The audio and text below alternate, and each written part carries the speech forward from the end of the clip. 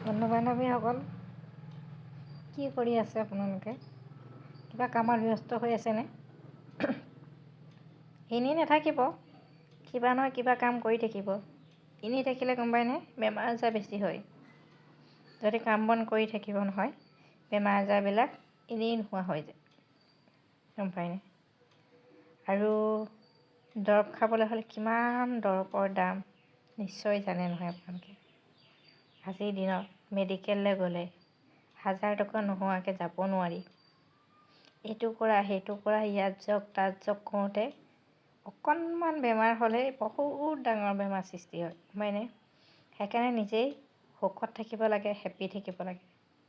বেমাৰে পাত্তাই নাপাব নহয়, গম পায়নে? এদিন হ'লেও এদিনটো সকলোকে মৰিবই লাগিব। আপোনাকো মৰিব লাগিব, মোকো মৰিব লাগিব। আপুনিও যাব লাগিব, ময়ো যাব লাগিব। সদায়টোতো এখন পৃথিৱী নাথাকোঁ। বেমাৰ আজাৰবিলাকো তেনেকুৱাই, এদিন হ'লেও এদিন সিহঁতি আপোনাৰ গাৰ পৰা এৰা ধৰি যাবই লাগিব। সদায়নে ক'তনো জাত থাকিব, হয়নে? তেনেকেই ভালে কুশলে থাকিব লাগিব। সেইকাৰণে নেগেটিভ নাভাবিব, সদায় পজিটিভ ভাবি থাকক, হেপ্পী হৈ থাকক, সুখত থাকক।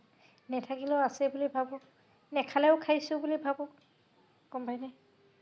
নাথাকিলেও আছে বুলি ভাবক, তেতিয়া সুখত আৰু হেপ্পী থাকিব পাৰিব।